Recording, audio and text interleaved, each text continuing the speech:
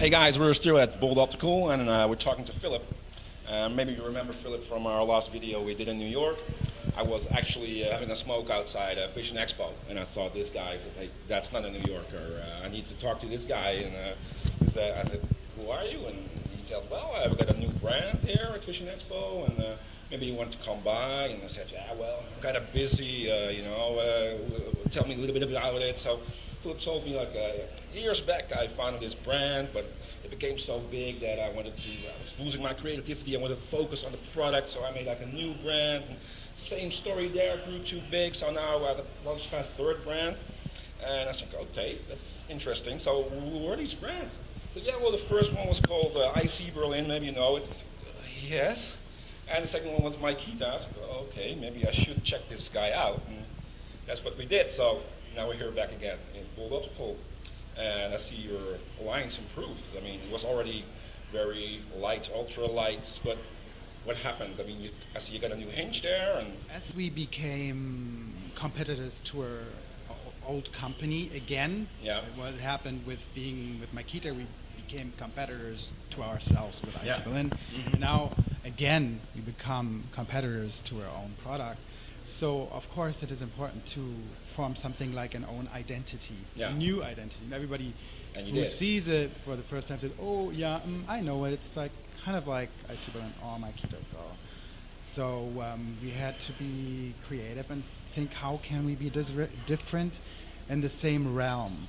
Well, first of all, the decision was to just stick to the stainless steel because this is where we come from, and this is where it's like the core material for me because I'm a metal person. And also the aspect of jewelry is very important, which you find in metal because you have it as necklace or ring or watch. It's always it has a valuable appeal, and that is important for me. I think it should, yeah. And you can make it black, or you can make it gold, or you can make it like copper, and all those colors, they go well with the skin, so it's like a story. So then, in order to differentiate us, we thought, how can we evolve the product, the metal, the sheet metal product, actually. And I just take some examples. That's the hinge I know. This is the one that was developed in 2016. Yeah. So it's has a snap effect like on the old product. Like a door car? Yeah, like a door car if you want. So it has the 0-1 position. Like a door car is a very good example. That was important so that you feel that it's open or closed, or 0 and 1. Yeah, exactly. And then also this is like the same material as 0.5 because this material, the material properties are extreme flexibility, and this is what you can do. You can do amazing things with this. And then the intention was to make something really, really thin, almost invisible if you want so. And then the hinge was basically it was too bulky for a product that is like ultra thin and ultra light. And it already was pretty slim, but this is a huge... it's a difference. Yeah. So that is when I started to rethink.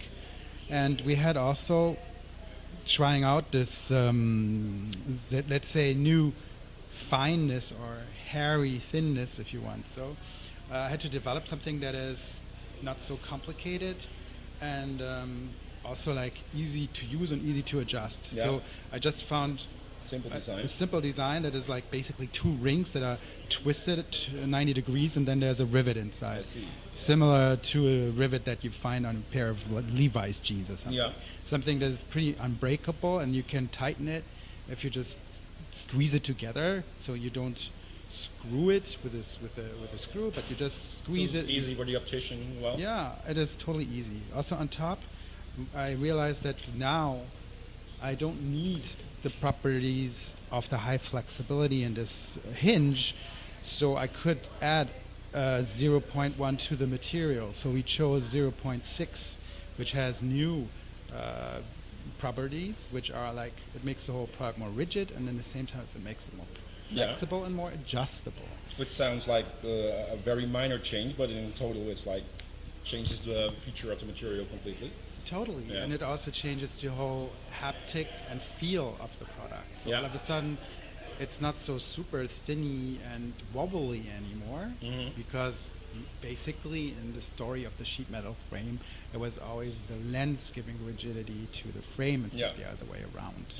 And with this, we are getting closer to where real, well, let's say, traditional glasses start with 0.7, 0.8, Yeah. but still like lighter and Huge difference. Yeah. But it doesn't even have nose pads. yeah, actually that was actually how it all started. Because when it's so light, you don't need it actually, because it has no weight. It looks great. It looks very classic, but still on Yeah. trend. Well, Yeah. above trend. Well, you can also, I mean, I can be 20 in a second when I just take the sunglasses edition, and then I have a little micro shade and can just wear it like this. Very cool. So, Great style. and this is also like always the fun part. So Yeah. from this, derived then an entire collection, which ended in like a huge piece that I'm wearing. Wow. You know, it's like, it's the same thing, but from very tiny to very huge. Yeah. And this is the fun part. I realized, okay, when this is working, then I can make an entire collection out of it. And this is like, I needed the core, the basic, and then you could go crazy. you know, also to see if it works when Yeah. it's still, when it's getting bigger and bigger. And here, so we started tiny, and then we added nose pads that have also like new properties. And then it got like from here to there. Like let's maybe show a very conventional product.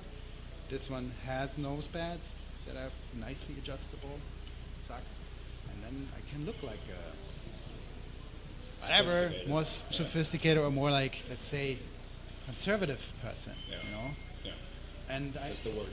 yeah, and then you can go even further and make something that is fashionable, yeah, like this, where you see. So this works for men and women, and Yeah. it's like also ultralight, and it's always invisible. I like the invisibility of the product. So it's like, if I show this, for instance, it's such a huge window that you see a lot from your face. Yeah, it is. And It's still your identity. yeah, pops genau. out. It's not like that the frame is like so dominant. You just remain like yourself, but you can express yourself also by the lens tints. You know, this is already like something. It's just like wearing some shades. Cool. And I see you got some materials there. I see a little car, and what's that about? What's the link between the car and the plane and the frame? Well, actually, this is actually where it all came from. My first car was a 2CV car in Citroën 2CV. Well, and this is all about reduce to the max. Yeah, if you look at the seats in this car, it looks like a deck chair, or all metal is visible. There's no hiding. You see the screws, and it's all about lightweight. It's the less is more design. Exactly. It's like reducing things, and this is what I like about Citroën, and also this is why the plane is here. Plane, the natural look of a plane is often created by the properties that are needed. Like this is made for wind, and this like guy is like also an amphibious plane from the 1940s, from the American Air Force, and it has a boat body so it can land on water.